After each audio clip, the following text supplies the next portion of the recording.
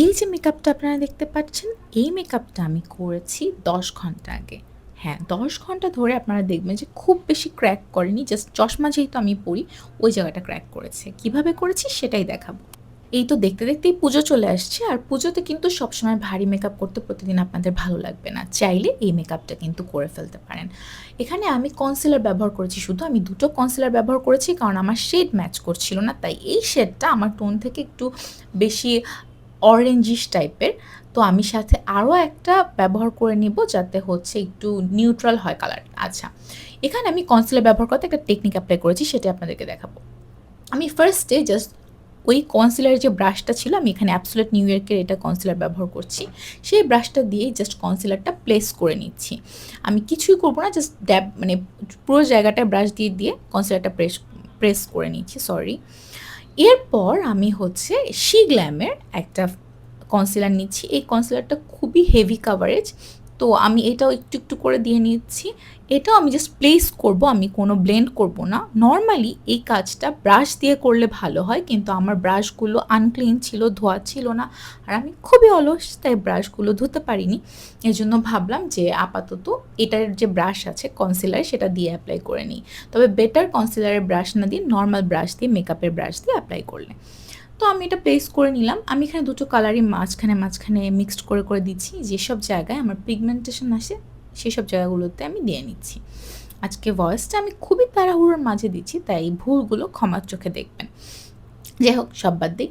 তো এখন যেটা করতে হবে, এটা হচ্ছে মেইন টেকনিক। আপনি কনসিলারটা অ্যাপ্লাই করার পর, এখানে কিন্তু আমি কোনো ব্লেন্ড করিনি, কিচ্ছু করিনি, জাস্ট প্লেস করেছি যে যে জায়গাগুলোতে আমি চাই যে ঢেকে যাক, কাভারেজ দেখ। সেই জায়গাগুলোতে প্লেস করার পর আমি ২ মিনিট রেখে দিব। অ্যাটলিস্ট ২ থেকে ৩ মিনিট রেখে দিব। আরও বেশি রাখতে পারলে আরও ভালো।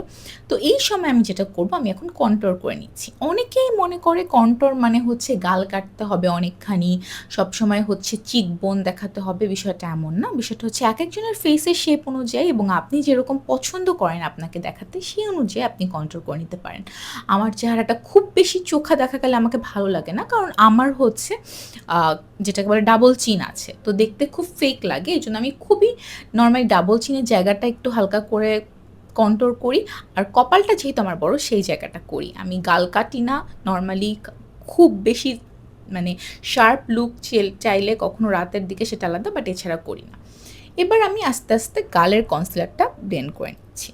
মানে গালের জায়গাটা যেহেতু চামড়াটা টান টান থাকে গালে, কপালে, যেসব ঠোঁটের আশেপাশে, ওই জায়গাগুলো আমি হচ্ছে আগে ব্লেন্ড করে নিচ্ছি। চোখে আমার যেহেতু রিঙ্কলস আছে হালকা হালকা, এবং সবাই টুকটাক ভাঁজ থাকে, আর আমার চোখে মানে ডার্ক সার্কেল আছে, যেহেতু রিসেন্টলি আমার বেবি হয়েছে, তো আমি সেই জন্য চোখটা সবার লাস্টে করব, কারণ আমি চাই চোখে কনসিলারটা ভালোভাবে বসুক। আমি এখানে হচ্ছে একটা ভেজা বিউটি ব্লেন্ডারের মাধ্যমে আস্তে আস্তে ব্লেন্ড করে নিচ্ছি। কনসিলারটা একটু ধৈর্য ধরে ব্লেন্ড করতে হয়। এবার প্রায় আমার এটা করতে করতে ৩-৪ মিনিট হয়ে গিয়েছিল। এখন আমি হচ্ছে আস্তে আস্তে চোখে এটা ব্লেন্ড করছি। আমার কাছে মনে হচ্ছিল এই টেকনিকটা আমার জন্যও নতুন। আমি যদি ৫ মিনিট রাখতে পারতাম আরও বেটার হচ্ছে ফিনিশ হতো, বা এখানে যদি আমি বিউটি ব্লেন্ডারের বদলে ব্রাশ ইউজ করতে পারতাম, একটা কনসিলার ব্রাশ, তাহলে আরও ভালো সুন্দর ফিনিশিং হতো। এখন আমার কাছে মনে হয়েছে অন্য টেকনিকের চেয়ে এটা আমার বেশ ভালো কাজে করেছে। এরপর বিউটি ব্লেন্ডারে যে যতটুকু লেফট আউট ছিল কনসিলার, সেটাকে আমি পুরো ফেসে হালকা হালকা করে ব্লেন্ড করে নিলাম। এখন আমি যেটা করব, একটা প্রেস পাউডার নিব, এবং প্রেস পাউডার দিয়ে জাস্ট হালকা করে অল্প একটু প্রেস পাউডার নিয়ে আমি যেটা করলাম, ড্যাব ড্যাব করে এটাকে হচ্ছে বসিয়ে দিলাম। কিছুই না, জাস্ট হালকা করে প্রেস পাউডার নিয়ে বসিয়ে দিয়েছি ড্যাব ড্যাব করে।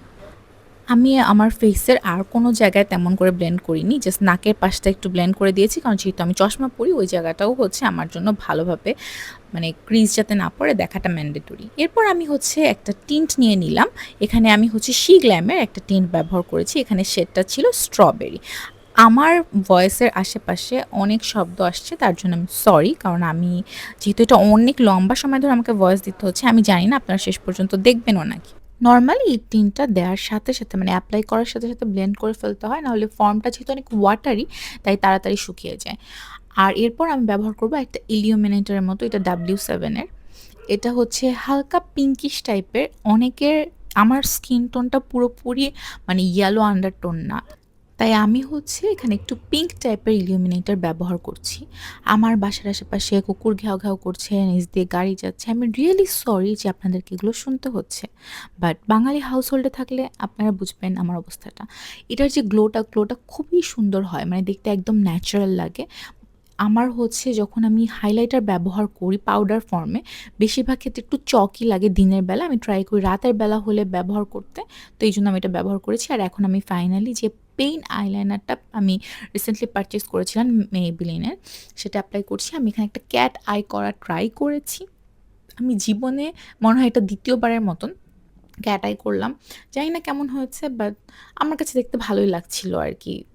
যেহেতু আমি চোখে আর অন্য কোনো আইশ্যাডো বা কিছু এপ্লাই করিনি, তাই এটা এপ্লাই করলাম। এবার আমি হালকা করে বেক করব। এটাকে বলা হয় সফট বেকিং। এটা আমি রিসেন্টলি শিখেছি। অল্প, অল্প হচ্ছে লুজ পাউডার নিয়ে আমি এখানে মেকআপ রেভলিউশনের একটা ব্যানানা পাউডার নিয়েছি। আপনারা চাইলে যে কোনোটা নিতে পারেন। তবে আমার কাছে এটা বেশ ভালো লাগে, অ্যাফোর্ডেবল মানে ড্রাগ স্টোর মেকআপের মধ্যে। এটা আমি কিছুক্ষণ দিয়ে রাখবো। ততক্ষণে আমি আমার লিপস্টিকটা এপ্লাই করে নিচ্ছি। লিপস্টিক এপ্লাই করতে আমার অনেক সময় লাগে, কারণ ইদানিং আমি হচ্ছে খুবই সুন্দর করে সময় নিয়ে লিপটা লাইন করি। আর যাতে দেখতে মনে হয় যে একটু ফিলার করা, কারণ এখন কিন্তু প্লাম্পি ঠোঁটের একটা সময় চলছে। আমি এখানে আজকে লিপ গ্লস এপ্লাই করব না। যেহেতু হচ্ছে এটা দিনের বেলা এবং আমি একটা সাটেল লুক রাখতে চাচ্ছিলাম, কারণ লুকটা আমি সারাদিন ক্যারি করেছি। যদি এটা সারাদিনের জন্য না হতো তাহলে আমি অবশ্যই হয়তো লিপ গ্লস এপ্লাই করতাম। তো আমি কিভাবে হচ্ছে লিপস্টিক এপ্লাই করি আপনারা যদি জানতে চান, আমি খুব থরলি একটা ভিডিও দিব, চাইলে কমেন্ট করতে পারেন। আর টপ ফেসের একটা লিপ ক্রেয়ন আমি এখানে ব্যবহার করছি। এটা একটা পিঙ্ক টাইপের একটা শেড ছিল। আমি জানি না কেন টপ ফেস যে ব্র্যান্ডটা এটা খুবই আন্ডাররেটেড। ওদের প্রোডাক্ট আমি বেশ কিছু ব্যবহার করেছি। ওদের একটা কাজল, একটা লিপস্টিক, একটা প্রেস পাউডার আমার কাছে সব কিছুই বেশ ভালো লেগেছে। ইভেন ওদের নেল পলিশও অনেক ভালো। যদি আপনি এপ্লাই করেন, নেল পলিশ পছন্দ করেন, একবার হলেও ট্রাই করে দেখবেন। তো এখন আমি হচ্ছে ঝেড়ে ফেলছি বিউটি ব্লেন্ডারটা দিয়ে। বিউটি ব্লেন্ডারটা এখানে অলরেডি শুকিয়ে গেছে। ব্রাশ থাকলে খুবই ভালো হতো। আবারও বলছি, ব্রাশ দিয়ে সব কিছু সহজ হয়, সুন্দর হয় ফিনিশিং। কিন্তু আমার ব্রাশটা আপাতত হাতের কাছে ছিল না, তাই আর ব্যবহার করিনি। এরপর আমি মাস্কারা এপ্লাই করে নিলাম। এসেন্সের এটার এই মাস্কারাটা, এটার নাম ভলিউম কিছু একটা।